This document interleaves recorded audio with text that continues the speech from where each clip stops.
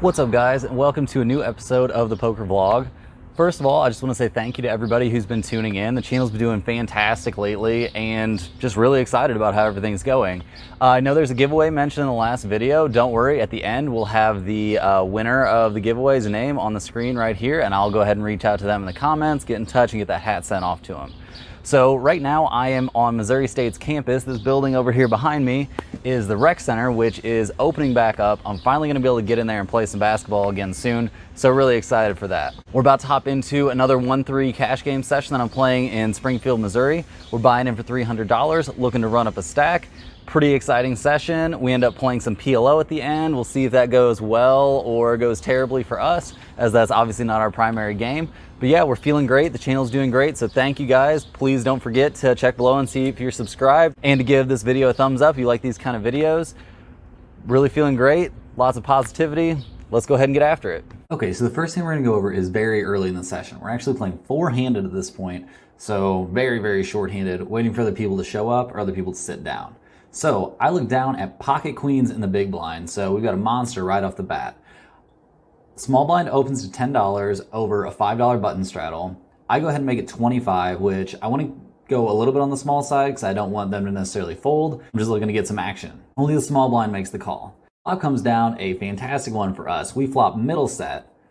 Both of us check. I don't think I can go crazy on this one. I think it's a good idea to try to maybe give them some like false impression that I could have like pocket tens or some small pocket pair or something like that, or maybe ace jack.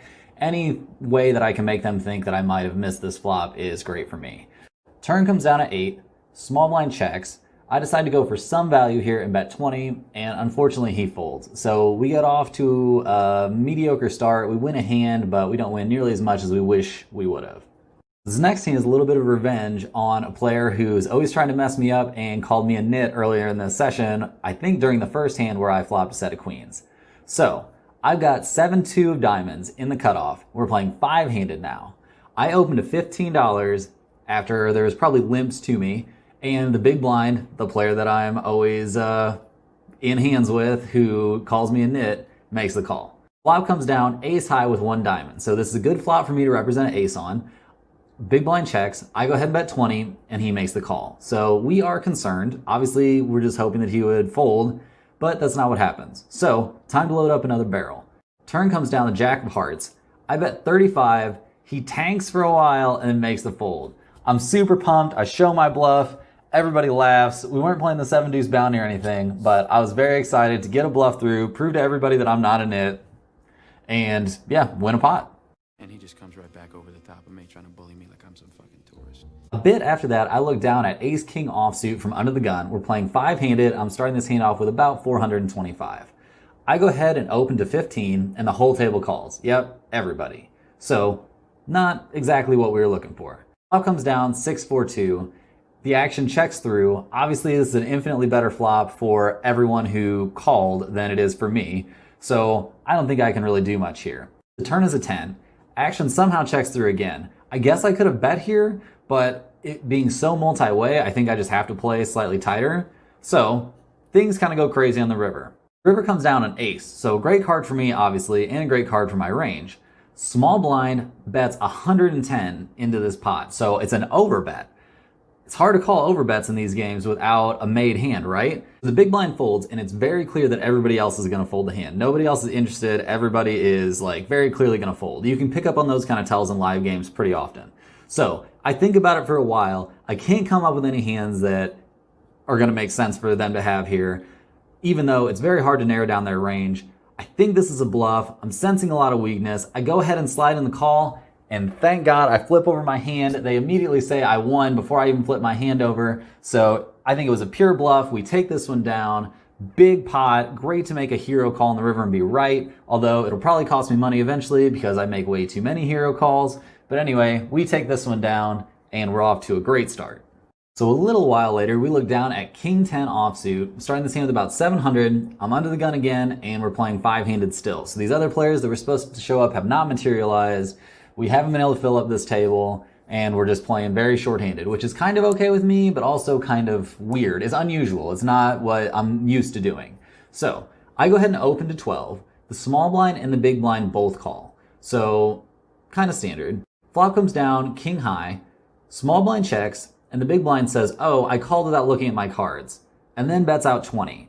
So very odd. Like, I'm not sure what's going on here. I definitely can't call, or I definitely can't fold, so I'm just going to make the call. I don't think I can raise or anything like that. He could literally have any two cards if he really hasn't looked at his hand. So I call, and small blind folds.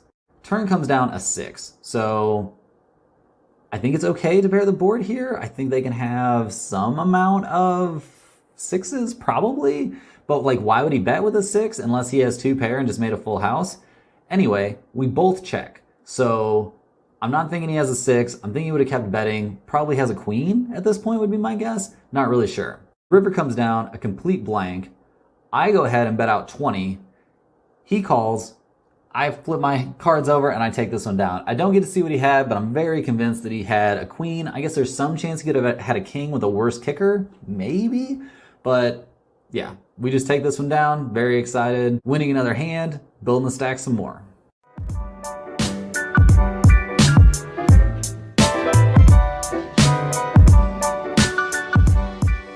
So the last Texas Hold'em hand of the night that we're going to look at, I've got 5-4 clubs from the big blind, and I'm starting this hand with about 800. I've got the biggest stack in the game at this point by like a large margin.